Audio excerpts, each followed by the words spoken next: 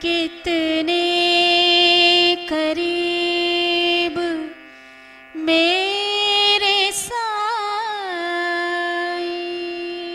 जय साईं राम।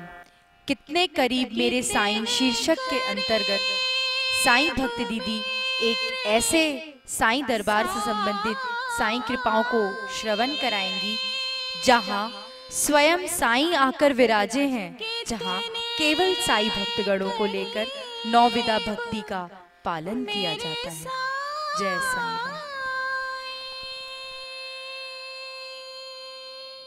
राम। ओम साईनाथाय नमः। मेरे बाबा के प्रिय भक्तगण, आप सभी को मेरा साईं राम। आज मैं आपको श्रवण कराऊंगी कि ये जो 9 दिन, 9 दुर्गा के जो 9 दिन मैं साईं को देवी के रूप में ही देखती हूँ, दर्शन करती रहती हूँ और उनको उसी तरह देवी के श्रृंगार में ही हम रखते हैं, पूजा करते हैं उनकी।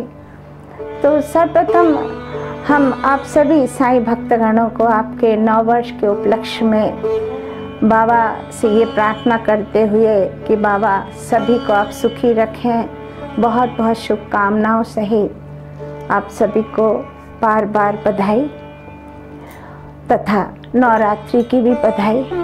आज मैं आपको सुनाऊंगी कि मैंने किस तरह से बाबा को महामाया के रूप में दर्शन किया। ये घटना है 22 जनवरी 2008।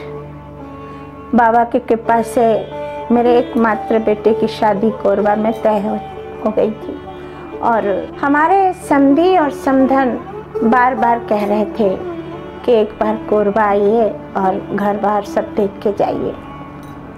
पर हमें तो बाबा पर विश्वास था। बाबा के प्रिय भक्तगण, मैं अन्य एपिसोड में बताऊंगी कि कितने चमत्कारी रूप से इस शादी को बाबा ने तय किया, पर अभी मैं आपको इतना ही सुनाना चाहती हूँ कि किस तरह मैंने बाबा को देवी के रूप में दर्शन किया। उनके बार बार कहने पर हम राजी हो गए और देखिए 21 जनवरी 2008 यहाँ से रवाना हुए और 22 जनवरी 2008 सुबह सुबह हम बिलासपुर पहुँच गए। बिलासपुर स्टेशन में हमारे समधी जी श्री रतन कुमार वहाँ खड़े हुए थे, वो गाड़ी लेकर आए थे। हाँ, उनने बहुत अच्छा हम लोगों का स्वागत किया। हम सभी बैठ गए गाड़ी में, जबकि वो इतने बड़े ऑफिसर होते हुए भी उनमें कोई अहंकार नहीं था। यही हमें बहुत अच्छा लगा और हम सब गाड़ी में बैठ के कोरबा रवाना हो गए। तो कोरबा जाते जाते बीच में रतनपुर में उन्होंने एक जगह कार को रोक दिया। हम सभी ने पूछा कि क्या बात है, यहाँ आपने कार क्यों रुकवाई?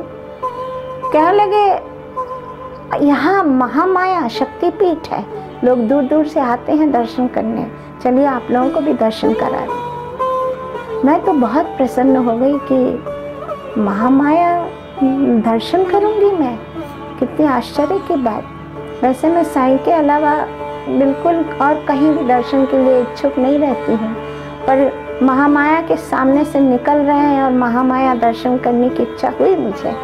हम अंदर गए मंदिर के अंदर। जब मंदिर के अंदर गए तो देखा बहुत ही लंबी लाइन है, इतनी लंबी लाइन कि 1-2 घंटे में भी पहुँचना मुश्किल था।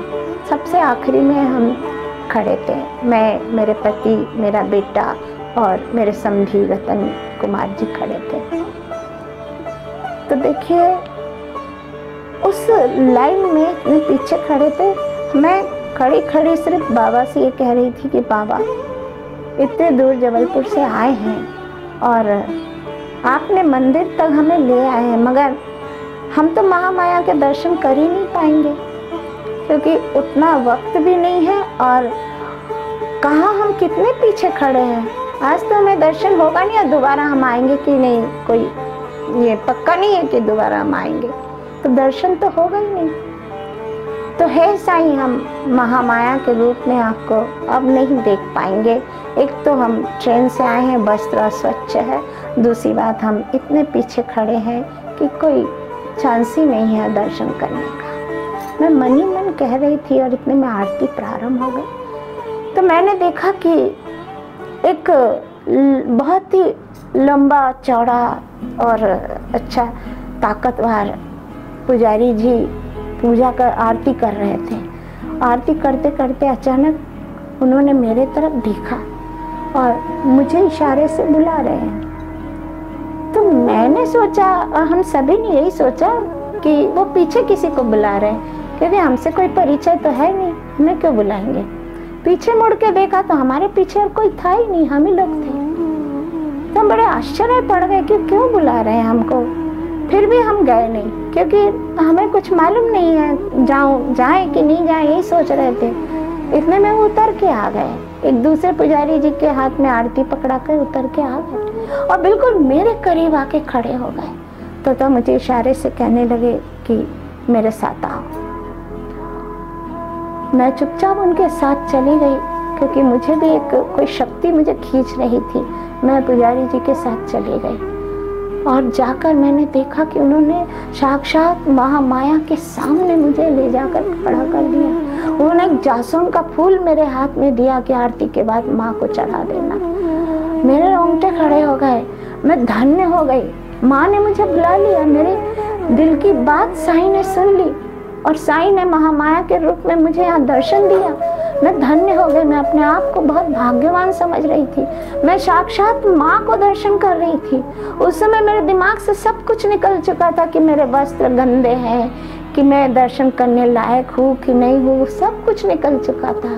सिर्फ मैं ये जान रही थी कि मैंने दिल से बाबा से प्रार्थना की और बाबा ने कितने आश्चर्य ढंग से मुझे महामाया के सामने पहुंचा दिया।